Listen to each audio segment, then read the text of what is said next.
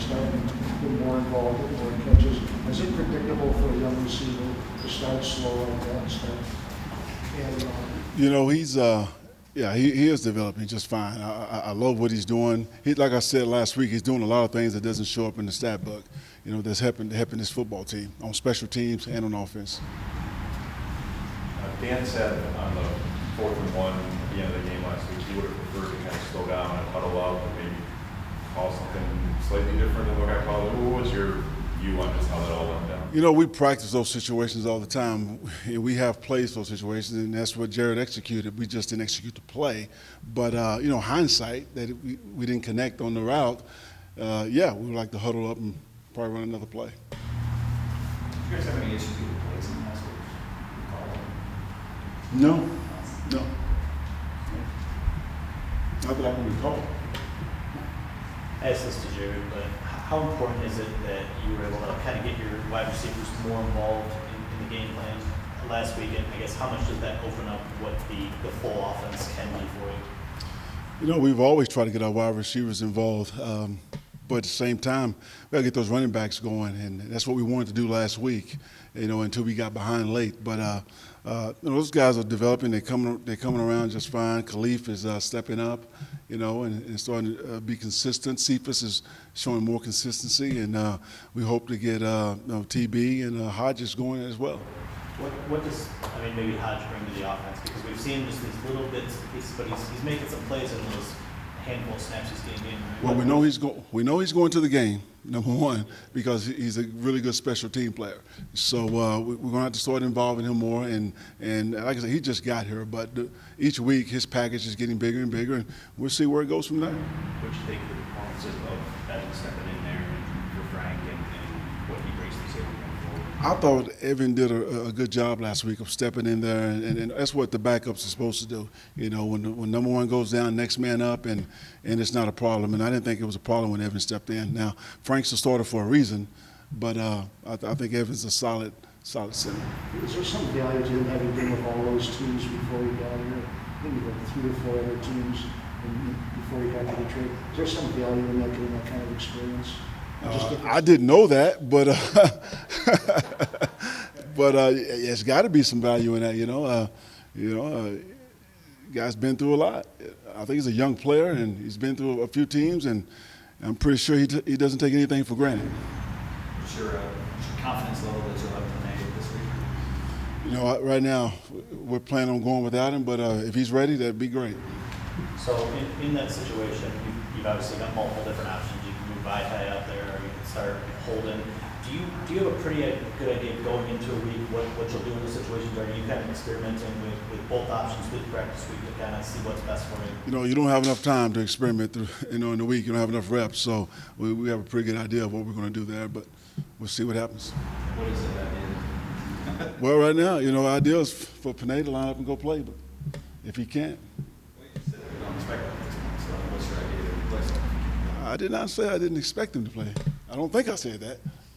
But, we'll see. How much, I know you guys like to talk about next man up, and the offense sort of is what it is, but how much do you have to adjust your play calling or sort of your approach to the game when you're down, maybe both tackles, down your starting center? Like, is there more, do you have to call games a different way when those changes happen? I think you have to call games according to your personnel and what you're dealing with. And each week that can change. So absolutely, we could call it differently because of that. Anthony, I'm wondering, on those 4th downs that have been called early in the season, there's been a little bit more of an emphasis on the pass on those play calls. I'm just wondering, moving forward, even though it might be 4th and 1, 4th and 2, maybe a consideration. It may seem like there's been more of an emphasis on the pass because the last 3 runs we jumped offside. We didn't get to run those plays.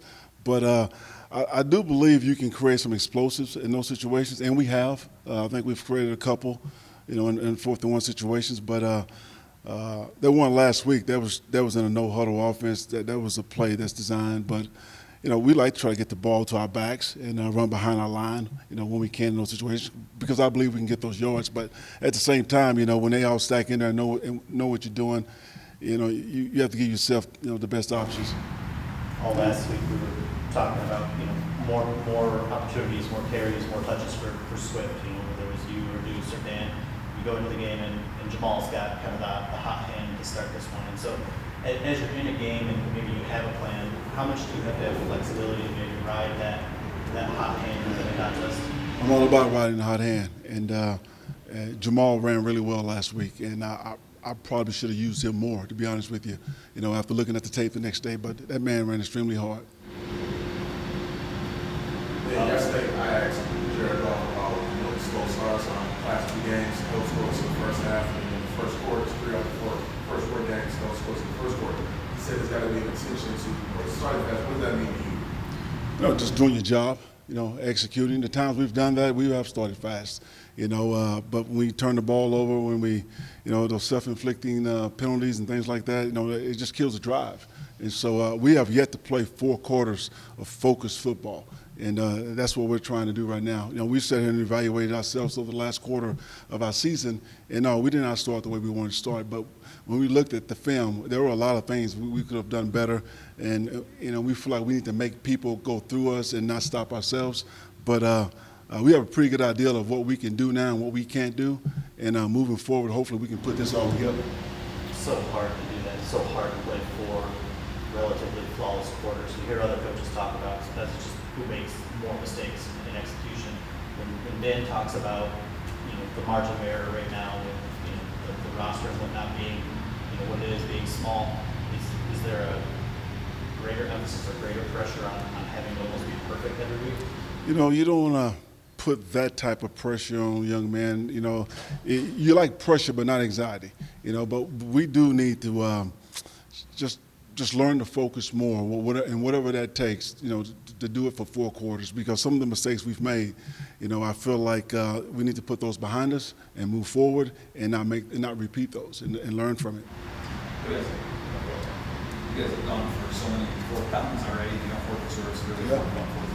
How deep does the play go on those sort of plays? I know, like, you know, 2-point conversions are only a certain amount of plays that work on it, right? You know, space on the field. Coach Campbell, you know, he told me from the get-go we're going to be aggressive. So we have to plan to be aggressive, and we just need to convert more so that he can continue to be aggressive. You got a whole bunch that you get to dust off from somewhere. Oh, no question. We, you know, just anywhere we can get them.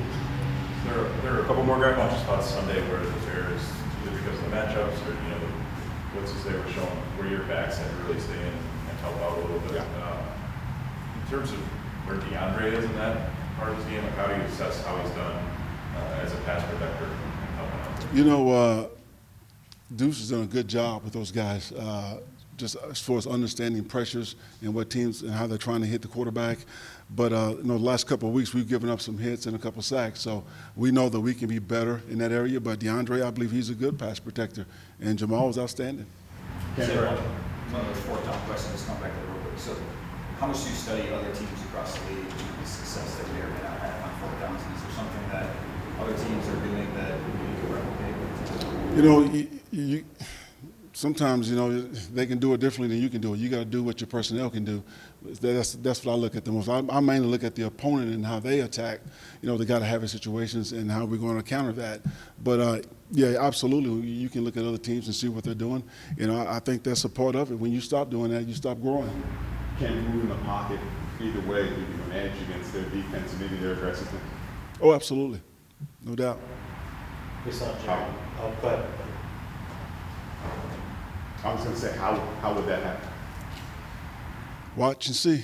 We did see Jared. Fair enough. Fair enough. Jared, one of the throws I guess Jared made a lot in Los Angeles was that kind of cross-body throw out of motion. We saw that a couple times. Yeah. So it seems like a unique throw. You always hear don't throw across your body for quarterbacks, but he seems to do it really. You know what? What we're learning is that when this young man is on the move, he makes things happen. So, you know, you may see more of that. But, you know, we have our boots and keeps off of our wide zone running scheme and all that.